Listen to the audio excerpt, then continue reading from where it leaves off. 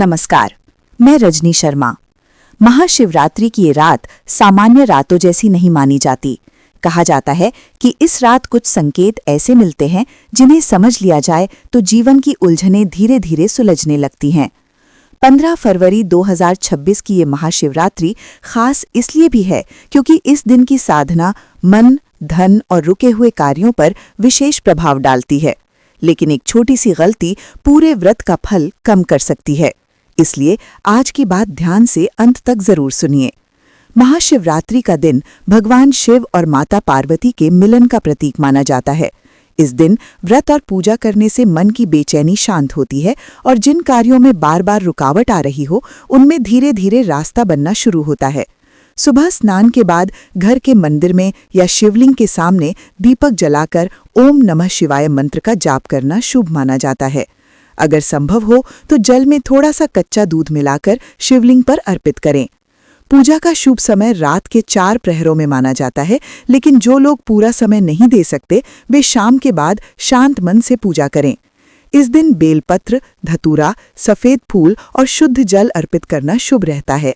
ध्यान रहे कि बेलपत्र टूटा हुआ या उल्टा न चढ़ाएं। अब बात करते हैं व्रत में क्या खाएं और क्या नहीं। महाशिवरात्रि के दिन सात्विक भोजन करना ही उचित माना गया है। फल, दूध, मखाना, साबूदाना या सिंघाड़े के आटे से बनी चीजें ले सकते हैं।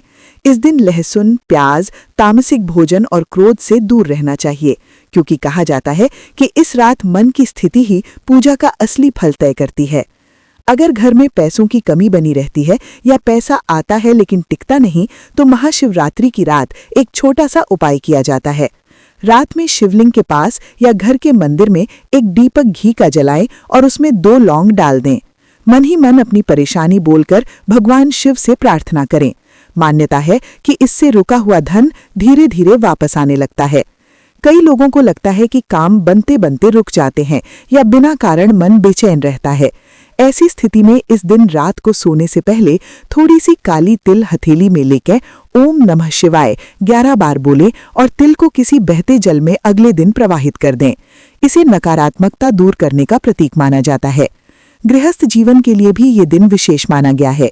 पति पत्नी अगर साथ में शिवजी की आरती करें तो आपसी तनाव कम होता है और घर का वातावरण शांत रहता है। इस दिन किसी जरूरतमंद को सफेद वस्त्र या भोजन दान करना भी शुभ माना गया है। राशियों के लिए संकेत की बात करें तो जिन लोगों की योजनाएं लंबे समय से अटकी हैं, उनके लिए ये दिन नई शुरुआत का संकेत दे सकता है। जो लोग नया काम शुरू करने की सोच रहे हैं, वे इस दिन केवल योजना बनाएं। शुरुआत अगले दिन करना अधिक शुभ माना जाता है। एक गुप्त बात जो बहुत कम लोग जानते हैं, महाशिवरात्रि की रात अगर आप कुछ समय बिना मोबाइल और शोर के शांत बैठकर सिर्फ अपने मन की बात भगवान शिव से कहते हैं तो मन का बोझ हल्का होने लगता है। कई बार समाधान बाहर नहीं, अंदर से मिलते हैं। ध्यान रखें, इस दिन झूठ बोलना, किसी का अपमान करना या क्रोध करना अशुभ माना जाता है। जितना संभव हो मन को शांत रखें और कम बोलें। यही इस व्रत की सबसे बड़ी साधना मानी जाती है। महाशिवरात्रि की रात केवल पूजा का समय नहीं, बल्कि खुद को बदलने का अवसर भी है। जो व्यक्ति इस रात सच्चे मन से संकल्प लेता है, उसके जीवन में धीरे धीरे सकारात्मक परिवर्तन दिखाई देने लगते हैं।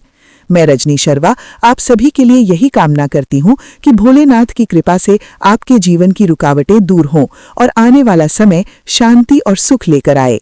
हर हर महादेव।